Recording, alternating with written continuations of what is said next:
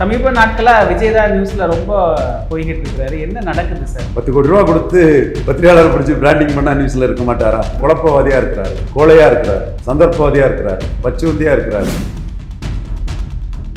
விஜய் தான் டைரக்டா சொல்லி அடிச்சோம். ரிவைசிங் கமிட்டி மெம்பர் லீவ் போட்டுட்டு ஊத்தி மூடிட்டு போயாச்சு. நீ உண்மையிலே ஒரு சுத்த வீரனா இருந்தா சென்சார் போர்டு தப்பு பண்ணுது, என் படத்தை திட்டமிட்டு தரல.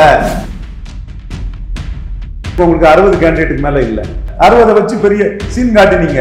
உங்கள்கிட்ட இருக்கவன்ல 100க்கு 80 பேர் கூட்டணி போகணும்னு சொல்லக்கூடிய சந்தர்ப்பவாதியா இருக்கான். தப்பு பண்ணிட்டீங்க விஜய், ஜோசப் விஜய் தப்பு பண்ணிட்டீங்க. விஜய் யாரு, என்ன ஓட்டு இருக்கு? அனில் மாதிரி உதவுனாரு, ஓடு ஓடு ஓடு, ஒண்ணு மில்லன்னு அடிச்சு துரத்துனாங்க. அடிச்சு துவைச்சு அனில் 65 போட்டு சாப்பிட்டுட்டாங்க. மோடி கிட்ட சரண்டர் ஆகி அடிச்சு அடி தாங்க முடியாம வலிச்சு கத்த கூட முடியாம மனம் திருந்திய மைந்தர் மாதிரி வந்தாலும் உங்களுக்கு என்ன சீட்டு தருவாங்க கூட்டணின்னு வந்த பிறகு? பாஜக தரப்புல இருந்து விஜய் வரணும் வரணும்னு சொல்றாங்க சார். பல நிரூபிக்காத விஜய் இந்திய கூட்டணிக்கு வாராருன்னு வைங்க, என்ன ஓட்டு வரும்? ஒரு புண்ணாக்கு அங்க இல்ல விஜய்க்கு. விஜய் சிஎம்னா ஓட்டு போடலான்னு எடப்பாடிட்டு இருந்து வரான் பாருங்க, அவன் மட்டும்தான் ஓட்டு போடுவான். சீமான சீமா நினைக்கிறவன் சீமானுக்கே வந்துருவான், ஸ்டாலின் சீமா நினைக்கிறவன் ஸ்டாலினுக்கே போயிருவான். இதுதான் அரசியல் அறிவில்லாத மண்டுகளுக்கு என்லைட்டன் பண்ணிக்கணும். என்னத்தையும் பேசிட்டு தெரியக்கூடாது, மண்மத்திலே கால் பண்ணிச்சு.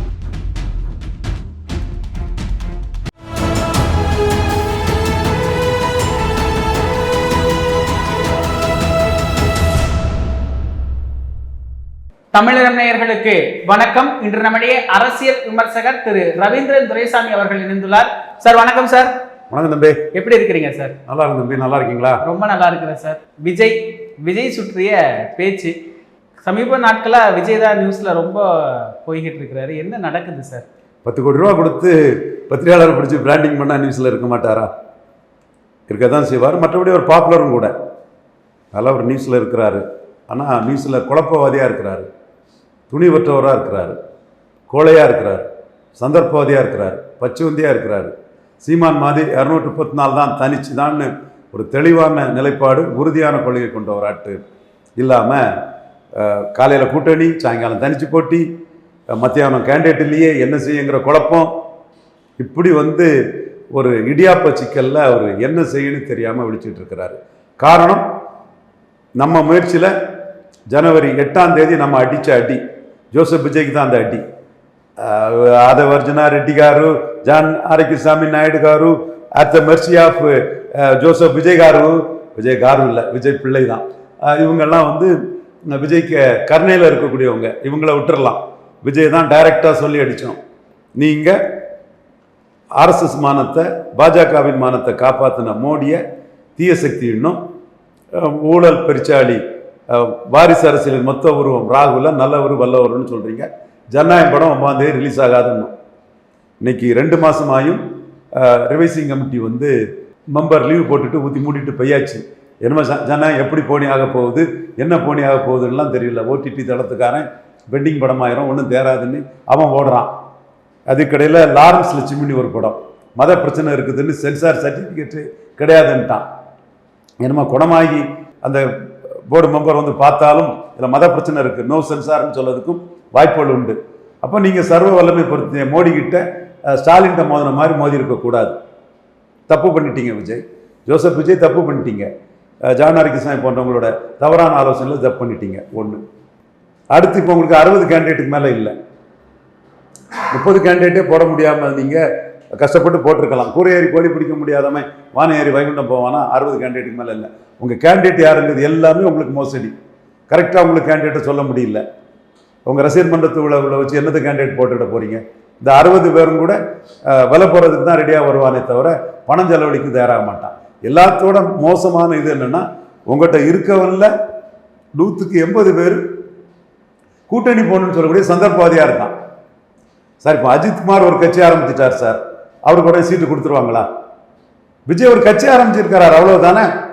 எங்க தேர்தலை கண்டஸ்ட் பண்ணியிருக்கிறார், வாக்கை நிரூபிச்சிருக்கிறாரா?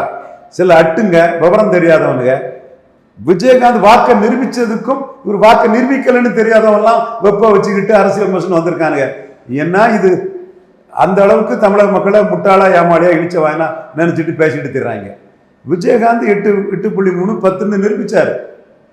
விஜய் இன்னும் நிரூபிக்கல, களத்துக்குள்ளே வரல. களத்துக்குள்ளே நீ வரல. அதான் சீமான் சொன்னார், தம்பி விஜயகாந்தாவது 8-10 நிரூபிச்சாரு, ஒரு மக்கள் நல கூட்டணி அமைச்சாரு, பலம் நிரூபிக்காதவங்க கூட ஒருத்தம் கூட கூட்டணிக்கு வரமாட்டாருன்னு சீமான் விக்கிரவாண்டி மாநாட்டு டைம்லேயே சொன்னார்.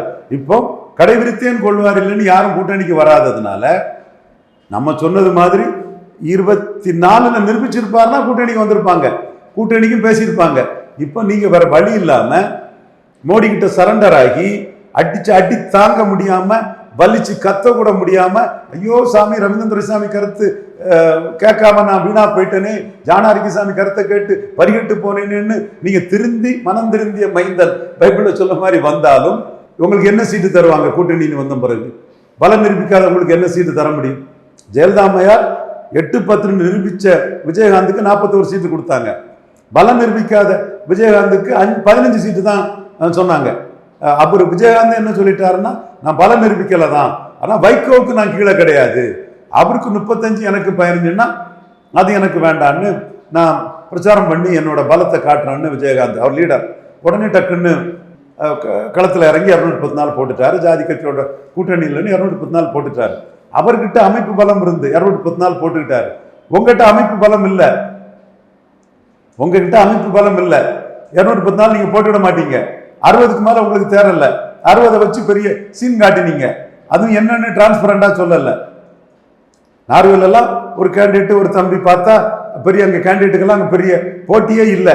அந்த தம்பி எல்லாம் ஒரு நாம் தமிழர் கேண்டிடேட் கூட கம்பேரிசன்ல கூட பார்த்தா நாம் தமிழர் கேண்டிடேட்ல 4ல் 1 கூட தாவேக்கா கேண்டிடேட் இல்லை. அதுவும் 60 தொகுதியில தான் உங்களுக்கு கேண்டிடேட் வெயிட்டே இருக்குது. மீதி தொகுதியில் 170 தொகுதிக்கு மேல கேண்டிடேட்டே இல்லை. அப்போ நீங்க ஆப்போசிட் குரங்கு மாதிரி சிக்கிருக்கீங்க. 4 பேரை வச்சு பிராண்டிங் அது இதுன்னு பொய்யெல்லாம் சொன்னா நிற்காது. நீங்க சொன்ன அவ்வளோ பொய்யுமே அடிபட்டு போச்சு. டிக்கெடித்த விஜய் துணை முதல்வர் சீமான்னு சொன்னீங்க. சீமான் 30 சீட்டு தரலாங்கிற மாதிரி உங்கள்கிட்ட சொல்லி, தம்பி நீ வேணா என் பின்னாடி வான்ட்டாப்ல. திருமாவளவனை உங்க பின்னாடி வரதா சொன்னீங்க. திருமாவளவன் என்ன சிஎம்மா சொல்லுங்கன்னு சொல்லிட்டு போயிட்டாப்ல. காங்கிரஸுக்கும் உங்களுக்கும் 117 நீங்க. மல்லிகார்ஜுன கார்கே எவ்வளவு எக்ஸ்பீரியன்ஸ் உள்ள ஒரு தலைவர். அவர் இந்த களத்தை விட்டு ஓடிய கோழை நாய்கள் சீமான் அட்டாக் பண்றாரு இல்லையா, மாணிக் தாகூர், ஜோதிமணி, அவங்களுக்குலாம் ஸ்டாலின் எடுத்தாலும் எம்பி டிக்கெட் கொடுப்பாராங்கிற டவுட்டு தான். இவங்க கருத்தை அடிச்சுக்கிட்டு பலம் நிரூபிக்காதவர் எப்படி ஓட்ட டிரான்ஸ்ஃபர் பண்ண முடியும்னு அவர் கரெக்டான ஒரு இதை மல்லிகார்ஜுன கார்கே சொல்லி அதை காலி பண்ணிட்டாப்புல. கடைசியா இப்ப வர வழி இல்லாம தனிச்சு போட்டியிடுறதுக்கு கேண்டிடேட் இல்லாம கூட்டணின்னு என்டிஏ கூட்டணிக்குள்ள நீங்க வர்றதுக்கு முயற்சி பண்ணக்கூடிய இது வருது. இதுதான் உங்களுக்கு இந்த நிலைமை தான் வரும் நான் சொன்னேன். இதுக்கடையில நீங்க ராகுலுக்கு ஆளா போனதுல ரொம்ப சசிகலா ட்ரீட்மெண்ட் உங்களுக்கு நடக்குது. ஆனா ஆந்திரால இருந்து பவன் கல்யாண் பேசுறாரு, பாஜக விஜய் இல்லாம ஜெயிக்க முடியாதுங்கிற இடத்துக்கு நகர்ந்துருச்சுன்னு சொல்றாங்க சார். அதுதான் கள நிலவரமா? விஜய்க்கு என்ன ஓட்டு இருக்கு? விஜய் இல்லாம ஜெயிக்க முடியாதுனாலே 0% ஆளை வச்சு எப்படி ஜெயிக்க முடியும்? விஜய் ஒரு 10% ஓட்டு 24 நிரூபிச்சுட்டாருன்னா அந்த 10 விழுக்காடு இல்லைன்னா ஜெயிக்க முடியாதுன்னு சொல்லலாம். விஜயகாந்த் இல்லைன்னா ஜெயலலிதா ஜெயிக்க முடியாதுன்னு சொல்லலாம். பவன் கல்யாண் இல்லைன்னா என்டிஏ ஜெயிக்க முடியாதுன்னு சொல்லலாம். விஜய் யாரு, என்ன ஓட்டு இருக்கு? விஜயோட கடந்த காலம் என்ன? அனில் மாதிரி உதவுனாரு, அதுல ஒரு தொகுதிக்கு 300 ஓட்டு, 214 தொகுதி, ஒரு 1 லட்சம் ஓட்டு, 60,000 சம்திங், ஒரு 60,000 70,000 ஓட்டு, 1 லட்சம் ஓட்டு அவருக்கு அன்னைக்கு விழுந்திருக்கும், மறுக்க வரல. அதை 1 லட்சம் ஓட்டை அனில் மாதிரி உதவுனாருன்னு சொன்னாப்புல. அடுத்து ஜெயலலிதா தலைவா படத்தை அடிச்சு நொறுக்கி உண்டு இல்லைன்னு பண்ணிட்டாங்க. நீ என்ன அனில் மாதிரி உதவுனது? என் வெற்றியில சொந்தம் கொண்டாட வாரியா? ஓடு ஓடு ஓடு, ஒண்ணும் இல்லைன்னு அடிச்சு துரத்துனாங்க. கொசு அடிக்கிற மாதிரி அடிச்சு தூக்கி வீசினாங்க ஜெயலலிதா. அடுத்து அவரு மோடியை போய் கோயம்புத்தூர்ல பார்த்தாரு. எங்கன்னா ரஜினிகாந்தா மோடி வந்து பார்த்தாரு. எப்ப ஆதவர் சொன்னார் ரெட்டிகாரு, எங்கன்னா ரஜினிகாந்தா மோடி வந்து பார்த்தாரு. ஒன்ன நீ மோடியை போய் பார்த்தா தம்பி ஜோசப் விஜய். என்னாச்சு? ஜெயலலிதா சீமானை பயன்படுத்தி ஈழத்தமிழர் பிரச்சனை முன்னிறுத்தி 6 விழுக்காடு வாக்கு உயர்ந்துட்டாங்க. ஜெயலலிதா 39க்கு 37 சேர்த்துட்டாப்புல. அனில் மாதிரி உதவுன நீ இல்லாமலே உன்னை அடிச்சு துவைச்சு அனில் 65 போட்டு அவங்க 37 சீட்டும் 45 விழுக்காடு வாக்கு எடுத்துட்டாப்புல. அப்போ அணில பிடிச்சி சிக்கன் 65 மாதிரி ஸ்கொயரல் 65 போட்டு சாப்பிட்டுட்டாங்க ஜெயலலிதா. உங்களை சாப்பிட்டு ஏப்பம் விட்டுக்கிட்டு ஒண்ணுமில்ல வெத்து வெட்டி செல்லாத நோட்டுன்னு ஜெயலலிதா உங்களை நிரூபிச்சுட்டாங்க. அதுக்கு பிறகு நீங்க விக்ரவாண்டியில வாரீங்க, ஜான் ஆரோக்கியசாமியை விட்டு சீமான்கிட்ட பேசுறீங்க. பேசி விட்டுருங்க. 20 விழுக்காடு வாக்கு இருக்கு, 50,000 வாக்கு இருக்கு, ஆன்லைன் மெம்பரே 50,000 பேர் இருக்கிறாங்க. இந்த இடத்துல தான் உதயநிதி ஸ்டாலின் லெப்ட் ஹேண்ட்ல டீல் பண்ணாரு விஜயன்னு நான் ஆதாரத்தோட தான் சொல்றேன். இதில் ரங்கராஜ் பாண்டே மறுப்பு இருந்தால் ஆதாரம் சொல்லலாம், அல்லது பின்னங்கால் பிறடியில் பட ஓடி போயிடலாம். ரவீந்திர துரைசாமி அண்ணன் வரட்டில் தாக்கு முடிக்க முடியாது அப்படின்னு ஓடிடலாம். நான் ஆதாரத்தோட சொல்கிறேன். நீங்கள் 50,000 ஆன்லைன் மெம்பர்ஸ் இருக்காங்கன்னு சொன்னீங்க, 20 விழுக்காடு வாக்கு விக்கிரவாண்டில் இருக்குன்னு சொன்னீங்க. சீமான்கிட்ட காலையிலேருந்து சாயங்காலம் வர பேசி விட்டுருங்க, விஜயை பற்றி பேசினா உங்களுக்கு வாக்கு குறைஞ்சிரும் கூடிரும்னு சொன்னாங்க. அப்போ சீமான் என்ன பண்ணாரு, அண்ணனும் தம்பியும் சேர்ந்தா உதயநிதியை விட்டுருவோமான்னு கேட்டார். என்னாச்சு? ஒன்றும் ஆகலை. ரிசல்ட் என்ன? போலிங் கூடி போச்சு விக்கிரவாண்டியில். உனக்கு 20 விழுக்காடு வாக்கு இருந்தா நீ கள்ளக்குறிச்சி சாராய்ச்சாவை பார்த்த பிறகு அவன் ஓட்டு போட வரக்கூடாது, அவன் மேல பட்டுதல் உள்ளவனா. 20 விழுக்காடு ஓட்டு கூடி போச்சு. திமுகவுக்கு போலிங் கூடி போச்சு. 63 விழுக்காடு வரை திமுக போலிங் ஏறி போயிட்டான். நான் 55 தான் சொன்னேன். நான் சொன்னதையும் தாண்டி 8 விழுக்காடு திமுக ஏறி போயிட்டான். உதயநிதி ஸ்டாலின் மட்டும்தான் களத்துக்குள்ள நின்று முகத்தில் கறி பூசணும், விஜய்க்கு முகத்தில் கறி பூசணும்னு உதயநிதி ஸ்டாலின் மட்டும்தான் களத்துக்குள்ள நின்று அந்த விளையாட்டை விளையாடினாரு. திமுகவுக்கு போலிங் கூடி போயிட்டா, நோட்டாவுக்கு ஓட்டு குறைஞ்சு போச்சு. இந்த இடத்துல தான் ஜான் ஆரோக்கியசாமி, ஜோசப் விஜய் இவங்களோட மோசடியை ரவீந்திர துரைசாமி உண்மையின் துணை கொண்டு பெருச்சாலியை வாழை பிடிச்சி அடிக்கிற மாதிரி அடிச்சு தூக்கி எக்ஸ்போஸ் பண்றேன். நான் உண்மை இருக்கனால தான்ப்பா பெருச்சாலியை வாழை பிடிச்சி அடிக்கிற மாதிரி உங்களை பொய்களை அடிச்சேன்னு என்னால் சொல்ல முடியுது. உண்மை இல்லைன்னா நான் முகம் காட்டி சொல்ல முடியுமா? நீ சீமாங்கன்னா ஏமாத்தின. 20 விழுக்காடு வாக்கு இருக்கு, 50,000 வாக்கு இருக்கு, ஆன்லைன் மெம்பர் 50,000 இருக்கான்னு ஜான் ஆரோக்கியசாமி வாங்கின 10 கோடிக்கு கூலிக்கு மாரடிக்கிறவன் சீமான ஏமாத்தின. நீ சீமானும் பேசிட்டாரு, அண்ணனும் தம்பியும் சேர்ந்தா வார்த்தையை விட்டுட்டாரு. ஆனா ஒரு புண்ணாக்கு அங்க இல்ல விஜய்க்கு. அப்போ ஈரோடு கிழக்குலயும் விஜய் ஒண்ணும் இல்லைங்கிறத லெப்ட் ஹேண்ட்ல உதயநிதி ஸ்டாலின் டீல் பண்ணி அனுப்பிட்டாரு. ஜெயலலிதா அம்மையார் 2014 சீமானை பயன்படுத்தி ஈழத்தமிழர் பிரச்சாரத்தை முன்னெடுத்து 6 விழுக்காடு உயர்ந்து விஜய் சீரோன்னு காட்டியாச்சு. இப்போ பலம் நிரூபிக்காத விஜய் சீரோ தான். பலம் நிரூபிக்காத விஜய்க்கு அதிகபட்ச வாக்கு வலிமைங்கிறது அணில் மாறி உதவுன சுமார் 1 லட்சம் ஓட்டு. இப்ப பல நிரூபிக்காத விஜய் என்டிஏ கூட்டணிக்கு வாராருன்னு வைங்க, என்ன ஓட்டு வரும்? அன்னைக்கு 1 லட்சம் ரசிகர்கள், 4 லட்சம் ரசிகர்கள். அந்த 4 லட்சம் ரசிகர்களையும் பாஜகவை பிடிச்சவன் தான் போடுவான், பிடிக்காதவன் எப்படி போடுவான்? எடப்பாடியை ஏற்றுக்கிட்டவன் தான் போடுவான், ஏற்றுக்கிட்டாதான் எப்படி போடுவான்? ஒரு விஜய் ரசிகர் இருக்கான், விஜய் சீஃப் மினிஸ்டர் தான் ஓட்டு போடணும்னு நினைக்கிறான். அவன் எடப்பாடி கிட்ட இருந்து ஒரு 5-6 பேர் வரலாம், ஸ்டாலின் இருந்து ஒரு 2-3 பேர் வரலாம், சீமான்ட்ட இருந்து வரலாம். இப்போ 3 வருத்திட்ட இருந்தும் விஜய் சீஃப் மினிஸ்டர்னு வருவான்.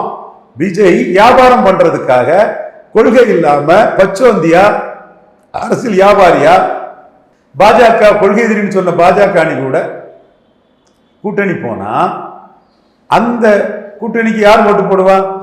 எடப்பாடி சிஎம்னு நினைக்கிறவன் விஜய் சிஎம்னா ஓட்டு போடலான்னு எடப்பாடிட்டு இருந்து வரான் பாருங்க, அவன் மட்டும்தான் ஓட்டு போடுவான். மற்ற சீமான நினைக்கிறவன் சீமானுக்கே வந்துருவான், ஸ்டாலின் சீமா நினைக்கிறவன் ஸ்டாலினுக்கே போயிருவான். விஜய் சிஎம்னா ஓட்டு போடுவான்.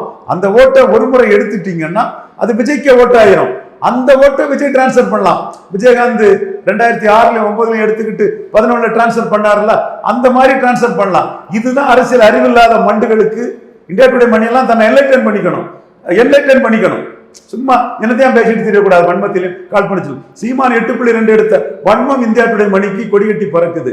அதனாலதான் பல நிரூபிக்காத ஒருத்தனை பல நிரூபிச்சவங்க கூட கம்பேர் பண்ணி பேசுறாப்புல. இது தவறு, நியாயமற்றது, முறையற்றது. அதுதான் நான் சொல்றேன். அப்போ நீங்க விஜயகாந்த் நிரூபிச்சுட்டு டிரான்ஸ்பர் பண்ணார். நீங்க நிரூபிக்காத ஓட்டை, உங்க கையில வராத ஓட்டை யாரு டிரான்ஸ்பர் பண்ணிட முடியும்? சிவாஜி கணேசன் ஜானகி 50 சீட்டு கொடுத்தாங்க. அப்போ அந்த என்ன வருது? அங்க கலைஞருக்கும் ஓட்டு கூடிட்டு, காங்கிரஸுக்கும் ஓட்டு கூடிட்டு. அப்ப சிவாஜி கணேசனுக்கு எங்க இருந்து ஓட்டு வந்து? ஓட்டே கிடையாது. 50 சீட்டு கொடுத்தது வேஸ்ட். ரசிகர் மட்டும்தான் இருந்தான், வாக்காளர் இல்ல. ரசிகர் மட்டும்தான் இருந்தான், வாக்காளர் இல்ல. அப்போ விஜய்க்குன்னு வாக்காளர் உருவாகல, வாக்கு வங்கி உருவாகல. நீ கற்பனை ஏட்டு சுரக்கா பேசிட்டு இருக்கிறதெல்லாம் வேஸ்ட். அது ஒரு வெறுவார்த்தை சோறு போடாது. ஒரு அற்ப சந்தோஷம் அடையதுக்கு சீமான் 8.2 எடுத்துட்டானேங்கிற வைத்தறிச்சல் பண்ணக்கூடிய பீகாரி பாண்டே போன்றவங்களுக்கு அந்த வைத்தறிச்சலை சீமான்கிட்டே நல்ல விதமா நடிச்சுக்கிட்டு வைத்தறிச்சல் பண்றதுக்கு உங்களோட ஒரு சுய இன்பத்துக்கு அது பயன்படுமே தவிர, நீ எடுத்தாதான் ஓட்டு, நிரூபிச்சாதான் ஓட்டு. விஜயகாந்த் 2006 நிரூபிச்சதுதான் 8.3. அதுக்கு முன்னாடி 15 சீட்டு தான் ஒரு அடையாளத்துக்காக கொடுப்பேன்னு ஜெயலலிதா சொன்னாங்க. அந்த அடையாள அரசியல் எனக்கு மதிமுகவுக்கு கீழே நான் ஒத்துக்கிட முடியாதுன்னு நிரூபிச்ச பிறகுதான் 41 கொடுத்தாங்க. அப்ப இந்த உண்மையை கூட தெரியாம ஊடகத்துல மண்டுகளும் அட்டுகளும் அரசியல் பேசிட்டு இருக்கிறாங்க. ஆனா பாஜக தரப்புல இருந்து விஜய் வரணும்னு சொல்றாங்க சார். நீங்க சொல்றீங்க அடிச்சு நொறுக்கிறதா விஜய் ட்ரீட்மெண்ட்னு. ஆனா பாஜக தான் அழைக்குதுங்கிறதுனால பொதுவான பார்வையா இருக்கு. நீங்க இலகணேசன் அந்த காலகட்டத்தை எடுங்க. நான் மோடி சசிகலா அம்மையாரை அடிச்சு தள்ளிடுவாரு, ராகுல் காந்தி காலுக்கு விட மாட்டாருன்னு. சசிகலா அம்மையார் விஷயத்துல இன்னும் ஒரு ரீசன் இருக்கு, இன்னும் ஒரு எக்ஸ்ட்ரானியஸ் ரீசன் இருக்கு, அதை நம்ம ஓப்பன் பண்ணாண்டாம். பட் அரசியல் ரீதியா ராகுல் காந்திக்கு ஆளுங்கிறதுனால அவங்க அதை முடிச்சு கட்டிடணும்னு முடிச்சு கட்டிட்டாங்க. என்னைக்கு இருந்தாலும் ஐயா நடராஜன் ராகுல் காந்தி கால் தான் பெரியவங்க, அதை நான் மறக்க வரல. இன்னைக்கு விஜய்க்கும் ராகுல் காந்திக்கு ஆளுங்கிறதான் ட்ரீட்மெண்ட். நீங்க ஜனநாயகம் படத்துக்கு இப்படி ஒரு அடி விஜய் எதிர்பார்த்திருப்பாரா? அடிச்சு தோச்சிட்டாருல்ல, தோச்சிட்டோம் இல்ல. மோடி கிட்ட எங்க கருத்து எடுப்பட்டதுனால ஜோசப் விஜய் உங்க படம் அடிச்சு துவைக்கப்பட்டது. அடி வாங்கிக்கிட்டு பேச முடியாத கோரையா இருக்கிறீங்க விஜய். வருதாபம் பேசுப்பா, சென்சார் போர்டை எடுத்து ஆட்களை விட்டு ஆர்ப்பாட்டம் பண்ணுப்பா பண்ணு. இந்த கமல்ஹாசனுக்கு தக்லை படத்துக்கு தமிழ்ல இருந்து பிறந்ததான் தெலுங்கு மலையாளம் கன்னடம் நாப்புல. சீமான் ஆமா எங்க அண்ணன் கமல்ஹாசன் சொல்றது கரெக்ட் தான் நாப்புல. கர்நாடகாவில் எவ்வளவு பிரச்சனை பண்ணாப்புல. விஜய் பேசினாரா? இப்போ கமல்ஹாசனுக்கு தான் விஜய் பேசல, இப்போ விஜய் அவருக்கே பேச மாட்டேங்கிறாரு. நீ உண்மையிலே ஒரு சுத்த வீரனா இருந்தா சென்சார் போர்டு தப்பு பண்ணுது, என் படத்தை திட்டமிட்டு தரல, ஏன்பா கோலத்தனமா பேசுற ஆதவர்ஜனா ரெட்டிகாரு இந்த படம் பராசக்தி கொடுத்துட்டாங்க எங்களுக்கு கொடுக்கல. ஆமா பராசக்தி கொடுத்துட்டாங்க, கட் பண்ணி கொடுத்துட்டாங்க, உனக்கு கொடுக்கல, 8ஆம் தேதியை கொடுக்க மாட்டாங்கன்னு சொன்னோம்ல. அதுக்கு காரணம் நீ ராகுல் காந்திக்கு ஸ்டூச்சிங்கிறனால தான் கொடுக்கல. நீ ராகுல் காந்திக்கு எடுபடின்னு தான் கொடுக்கல. நீ ராகுல் காந்திக்கு ஒட்டுண்ணி தொங்கு சத ஊதுகுழல் தான் கொடுக்கல. வெளிப்படையா தானே சொல்லி அடிக்கிறாப்புல. நிகழ்கால அரசியல் குறித்து பல தகவல்களை பகிர்ந்து கொண்டதுக்கு நன்றிங்க சார். நன்றி. இதே போன்று நிகழ்கால அரசியலின் சாரம்சங்களை அரசியல் ஆளுமைகளின் நேர்காணல் வழியே தொடர்ந்து காண தமிழ் நிறம் வலையொலியை சப்ஸ்கிரைப் செய்யுங்கள். தங்களின் மேலான கருத்துக்களை கருத்துளை பெட்டியில் பதிவிடுங்கள். நன்றி, வணக்கம்.